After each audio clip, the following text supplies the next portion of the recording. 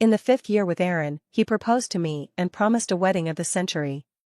I agreed without the slightest hesitation, eagerly awaiting the arrival of that day. The wedding didn't arrive, but his infidelity did first. When the female secretary sent me that pile of fruit photos, I still found it hard to believe. In the silent room, as I opened the delivery box, all that remained was the faint sound of my breath, almost at a standstill. I trembled as I threw the received photo to the ground, my whole body losing support and collapsing to the floor. With tears in my eyes, after all the tears had been shed, I fixed my gaze firmly on these photographs. 300 photos, all of Aaron in bed, completely naked. The woman in the photo is someone I know, Maya, Aaron's new secretary. Today marks exactly the 100th day since she started her job. The breath in my lungs was slowly being drawn away, and I bit my lip tightly, almost wanting to stop breathing. The next moment, the phone rang. It was a call from Aaron. I just finished a social gathering and drank quite a bit.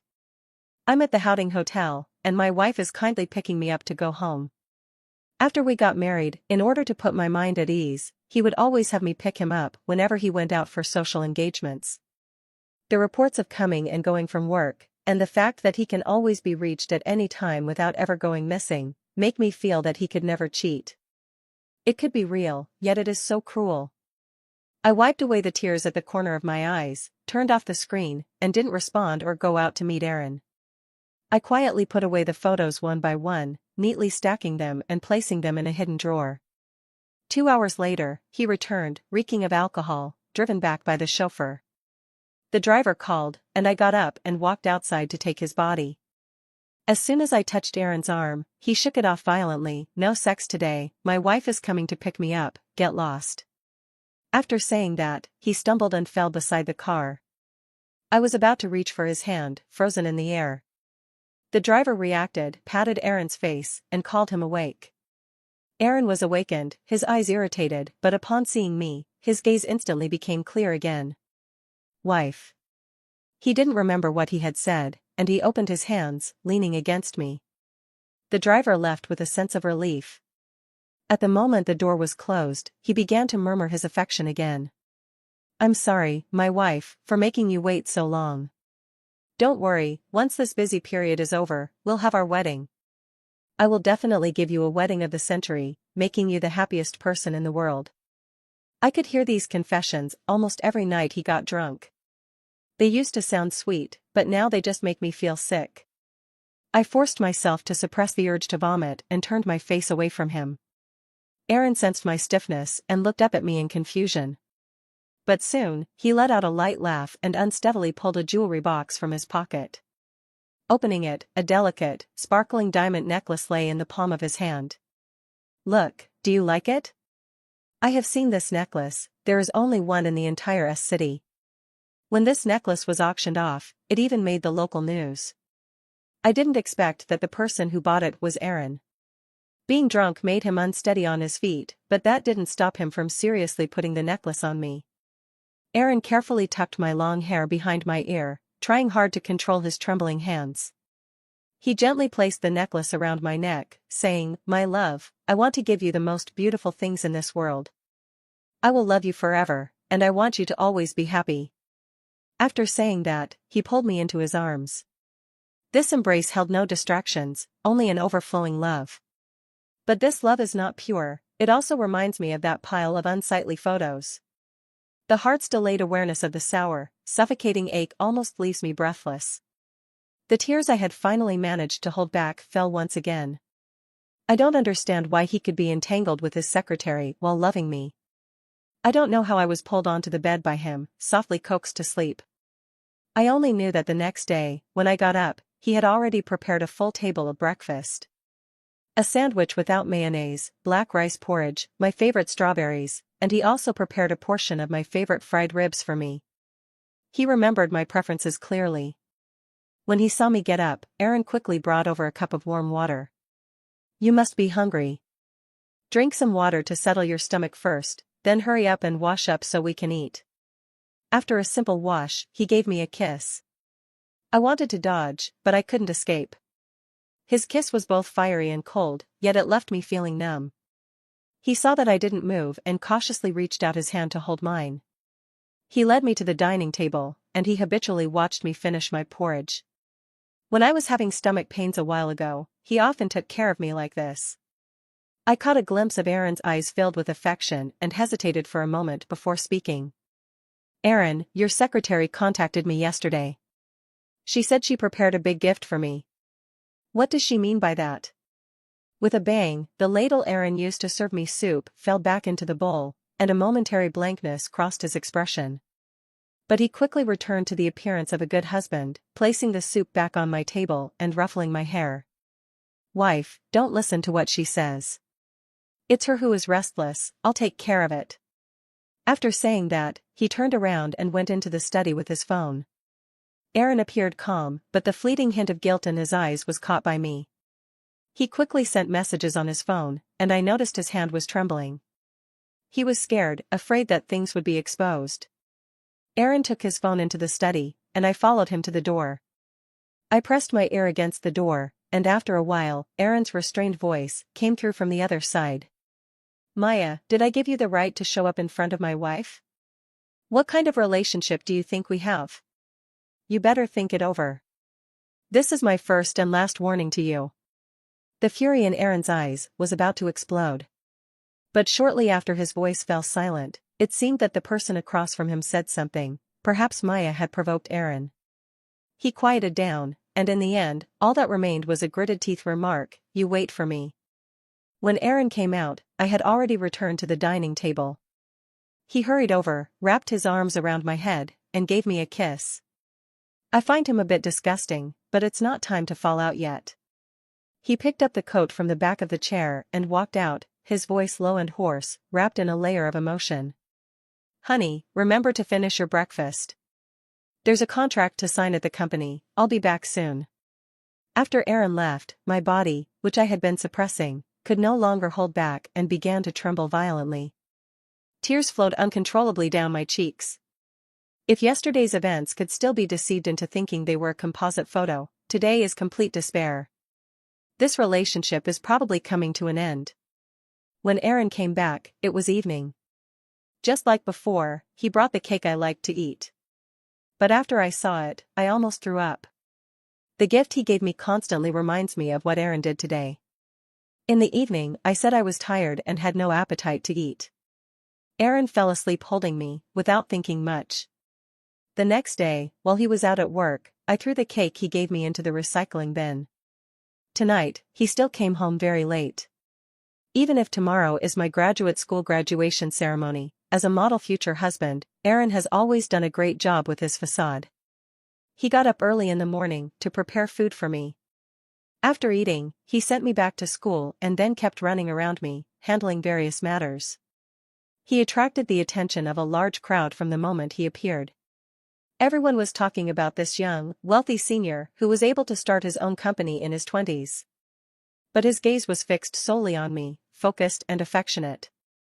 He acted as if, apart from me, he had no interest in anything else. If it weren't for having seen those photos, I might have been immersed in the world he created, believing that I was loved only by him. I turned my head to avoid his gaze, forcing a bitter smile at the corner of my mouth. The graduation ceremony had just begun when Erin's phone started ringing incessantly. It was his personal phone, and only a few people knew his private number. Even fewer would be desperate enough to keep calling him. When the phone rang for the 10th time, he glanced at me apologetically and turned to the corner to make the call. Erin's attitude when he answered the phone wasn't great. After a few soothing words from the other side, his impatient mood was calmed. He hurriedly hung up the phone and returned to my side. Erin leaned in close and whispered, "Honey, I'm going to take care of the wedding dress photos. My assistant will stay here, so if you need anything, just tell him. I've transferred some money into your bank account. After we finish taking the graduation photos, let's have a meal with friends to relax. I still need to confirm some details with the wedding planning company, so I won't be able to accompany you for the graduation photos."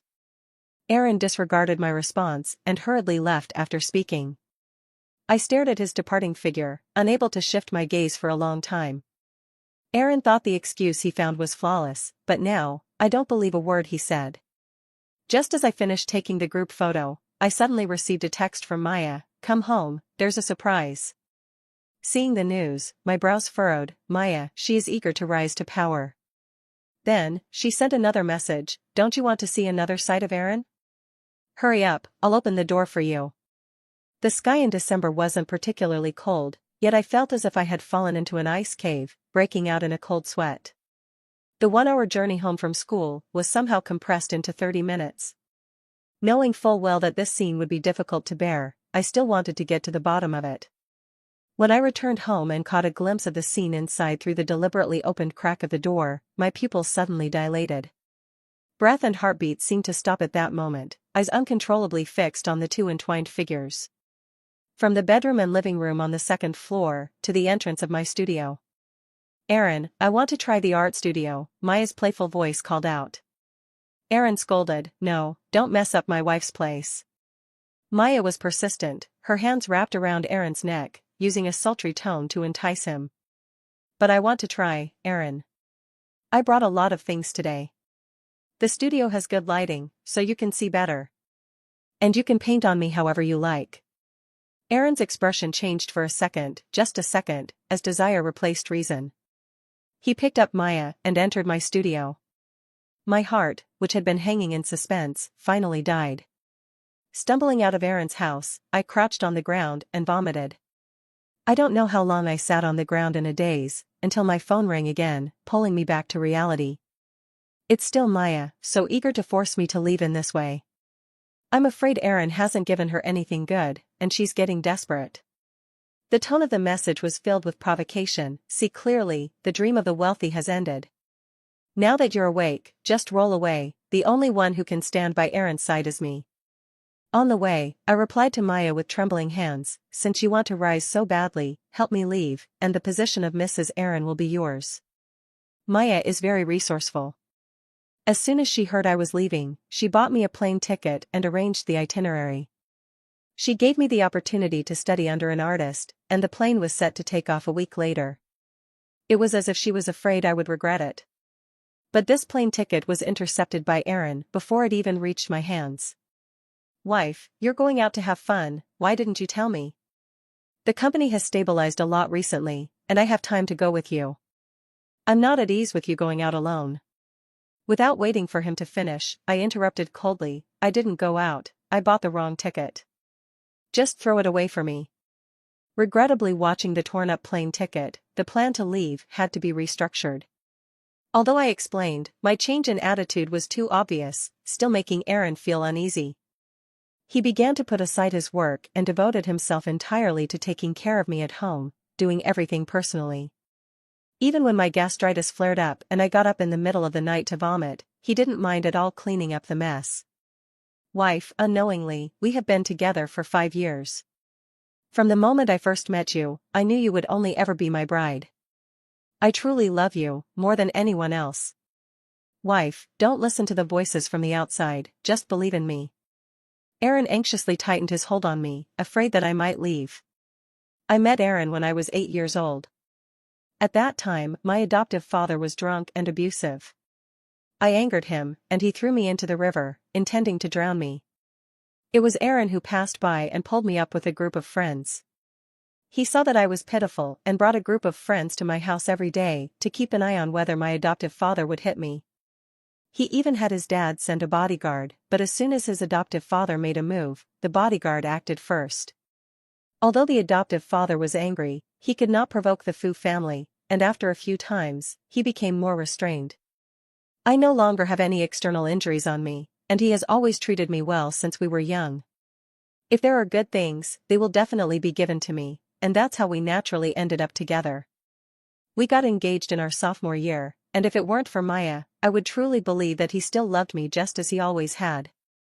He whispered sweet nothings in my ear, but I lowered my dim gaze and did not respond. Pretending to be asleep, at least I can't interact with him as if nothing had happened. The next morning, Aaron was ready to take me to see the wedding venue. To avoid chatting with him on the way, I closed my eyes and pretended to doze off.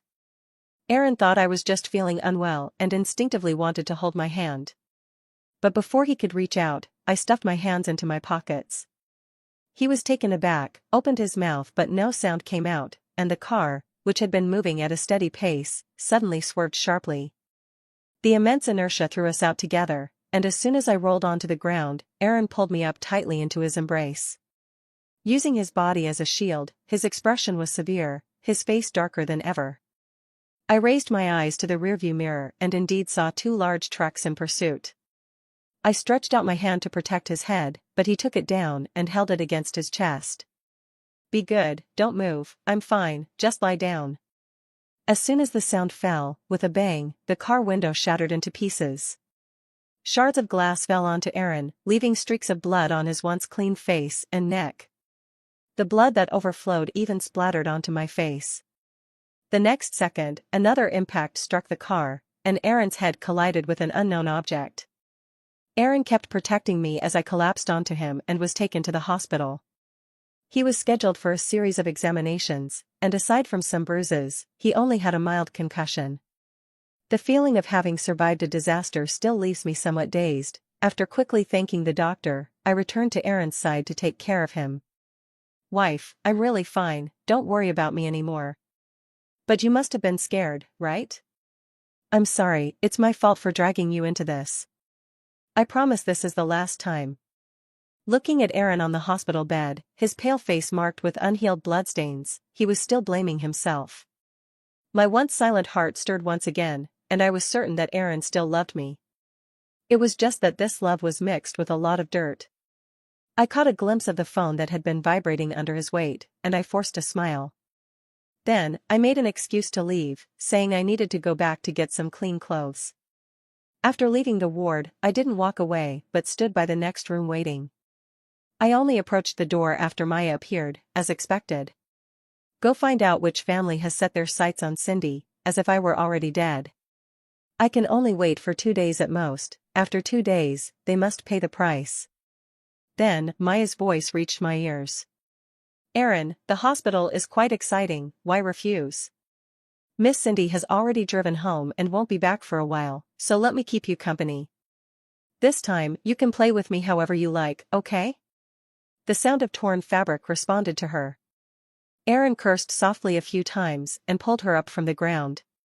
Soon, the room was filled with soft, rustling cries.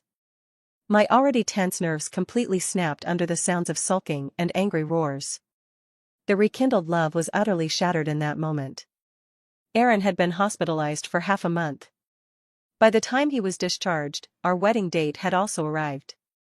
The wedding was grand, with an overwhelming number of details to manage before and after. Aaron insists on not letting me worry, yet he busies himself with everything.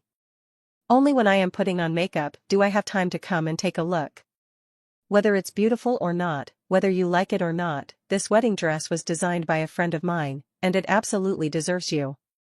At today's wedding, we will witness each other's most beautiful selves and then vow to be together forever." When it came to being together forever, joy and obsession shone in Aaron's eyes. I didn't answer, just staring at the exquisitely adorned woman in the mirror, remaining silent for a long time. Wearing the wedding dress I had longed for years, I should have felt happy. But now, I only feel it as a shackle. Aaron thought it was a surprise and was momentarily stunned, affectionately ruffling my hair. "All right, husband, I'll go check the details one last time. See you in a bit." He kissed my cheek and cheerfully pushed the door open to leave. As soon as Aaron left, the staff in the room erupted in excitement. "Miss Cindy, you are just too beautiful. You will absolutely be the most stunning bride. I dare say, in all my years in this profession, I've never seen a groom as deeply in love as Aaron. Miss Cindy, you are so lucky. You will definitely make the news. Aaron's affection and your beauty will make every married woman envious. According to Aaron's plans, this will surely be a wedding for the ages, and when you make your entrance, flowers will fall from the sky." I couldn't hear a word of the leader's praise, only managing to maintain a forced smile. I knew I wouldn't be getting married, the object of envy, the most beautiful bride, would definitely not be me. I don't want to spend my whole life feeling jealous, sad, hurt, and broken because of him, trapped in emotions forever. Even if he is Aaron. Most of the guests have entered the venue. I made an excuse to send the staff out and waited alone in the dressing room for 10 minutes. Maya arrived, her bridal makeup already done. As soon as she walked in, she excitedly stared at me. I stood up and handed her the wedding dress that I had long since taken off. She smiled even wider, slipping it on without even looking. The plane ticket is in my bag, don't worry, I bought several plane tickets, and there are people on each flight.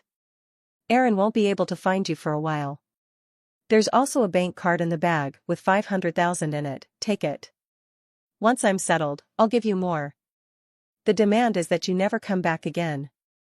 You should hurry and leave, the wedding is about to start. The wedding music began to play, and Maya covered her face with a white veil, lifting her skirt and lowering her head as she walked out amidst the support of the crowd. Her steps were very firm, showing no signs of hesitation or guilt. I watched her silhouette, yet I could see a hint of innocence in it. Perhaps even now, she still believes that Aaron loves her too. Maya believes that if the bride were to be her, Aaron would not dismantle his identity in front of so many guests for the sake of his reputation. She also thinks that without me, the mistress of the Fu family would only be her. I didn't shatter her dreams, I just took her things and changed into her clothes to blend in with the crowd after she left. As I walked from the backstage to the lobby, I lowered my head and quickly passed by. But when I reached the door, my footsteps uncontrollably came to a halt. I turned my head and took one last look at the man shining brilliantly under the stage lights. At this moment, he joyfully curled the corners of his mouth, eagerly gazing at the slowly opening door. The grand door slowly opened, and the bride, whom everyone had been eagerly awaiting, gradually appeared, causing an instant hush to fall over the crowd. Why does this feel different from what I saw before? The wedding dress doesn't fit, it can't be a last-minute change, right? Keep your voice down, I can see Aaron's not looking well. In the arena of 100 people, aside from Maya, who was immersed in her own world on stage, the faces of the others were not looking good. Especially Aaron, he stared at Maya with gritted teeth. Why you? What about my wife, Cindy? Maya didn't care at all, she stepped forward, walking up to Aaron. What Cindy? I'm the bride, Aaron. Without waiting for him to finish, Aaron pushed her out. He glared with bloodshot eyes at the bodyguard standing below the stage and roared, "What are you standing there for? What do you think I pay you for? Go find someone now." As soon as the bodyguard left, Maya stepped forward and hugged Aaron. "Honey, don't look for Cindy anymore, she's gone. It's our wedding now, let's hurry and go through the process." Aaron heard her voice, and his pupils suddenly widened. He suddenly grabbed her neck in disbelief. "Aaron, with so many people, what are you doing?" Aaron's originally rosy complexion instantly turned a shade of ashen gray, shock and sorrow overlapping. His body trembled uncontrollably, as if bearing the weight of an earth-shattering event. "What do you mean Cindy is gone? What exactly did you do? Did you marry her? Have you even looked at yourself to see if you're worthy? How dare you compare yourself to Cindy when you're someone who shamelessly offers your body as a bargaining chip?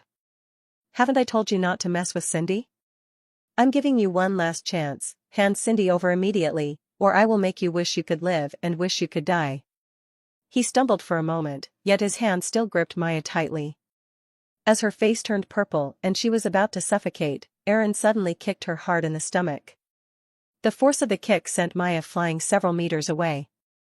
The purple face immediately turned pale, and Aaron held his head. After a few uncomfortable shakes, I knew this was a symptom of a concussion that hadn't fully healed. "Aaron, what are you pretending to be so deep about? Didn't you raise me? Didn't you give me hope? You were the one who cheated first, and when Cindy found out the truth and left, isn't that your fault? Why don't you blame yourself? What right do you have to push all the responsibility onto me?" Aaron's eyes were blood red, and it would not be an exaggeration to say that he resembled a vengeful spirit come to claim a life from the underworld. "Maya, you're fucking asking for it. Why can't you just be calm? Why did you have to let her find out? Why did you have to ruin my family? My Cindy is gone, what the hell do you want me to do?" In the end, Aaron completely lost his mind after the bodyguard signaled that no one was found. He smashed the wedding venue with a heart-wrenching roar, overturning the wine table. He picked up a bottle of red wine from the table and hurled it at Maya. The sound of shattering glass mixed with screams, and the wedding was thrown into complete chaos. Guests hurriedly left, fearing for their own safety. I withdrew my gaze and blended into the crowd as I made my way out. Aaron's concussion hadn't healed and he was further agitated. After spitting out a mouthful of blood, he fainted. Finally, both Maya and I were carried away by the ambulance.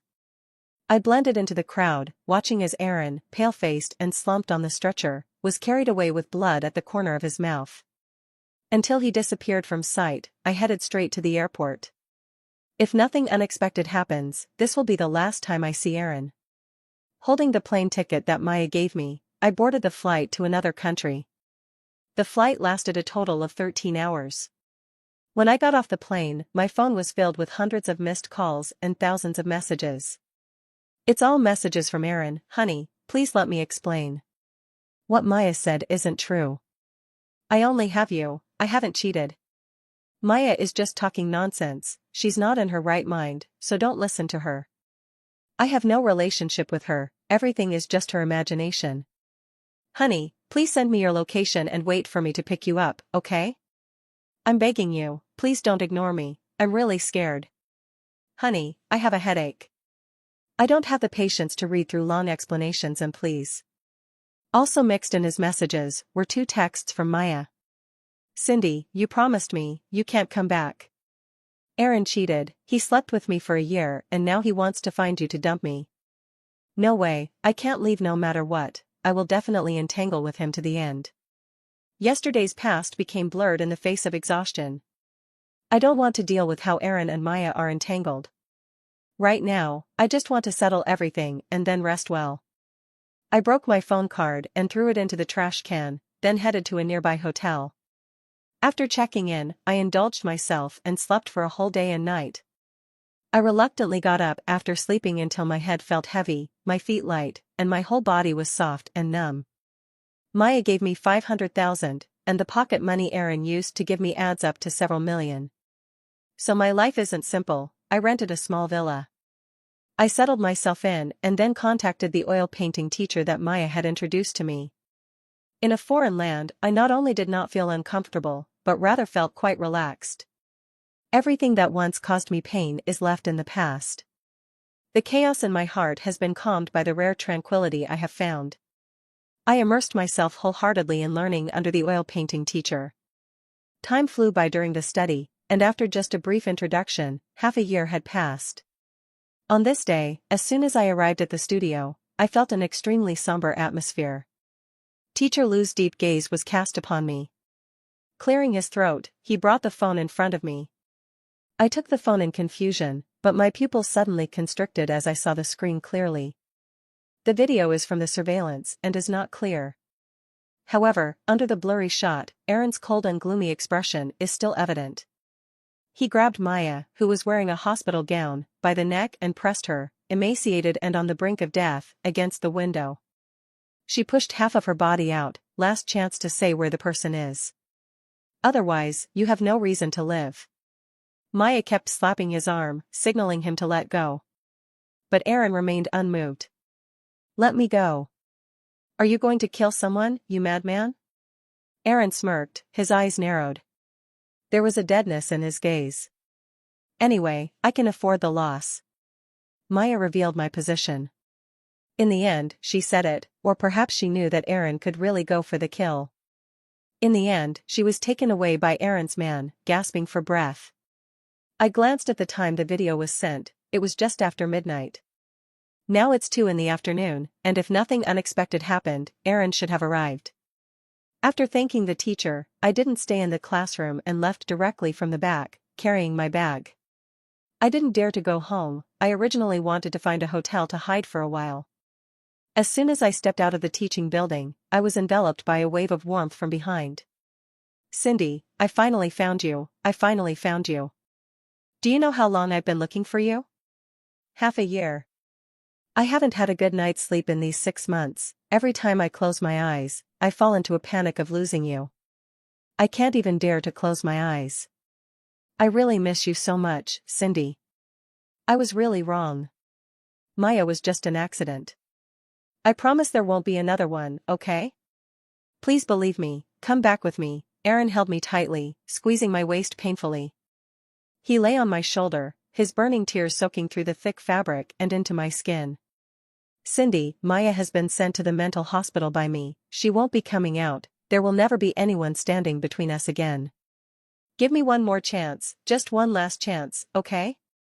Come back with me, I've had the wedding venue redecorated, this time let's have a proper wedding, alright?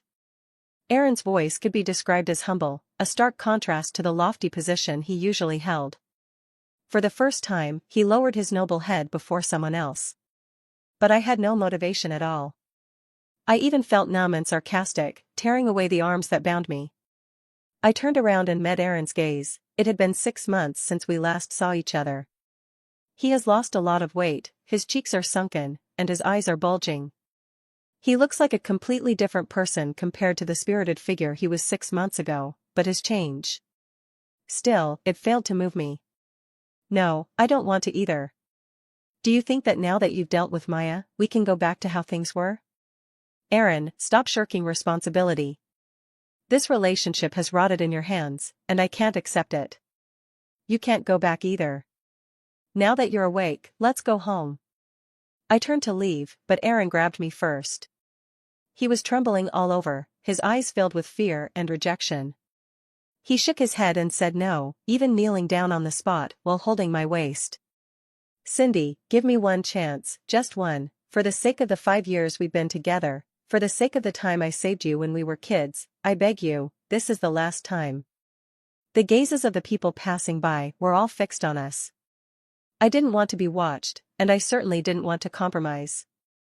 Aaron, I gave you a chance. When Maya sent me the photos, I gave you the opportunity to explain.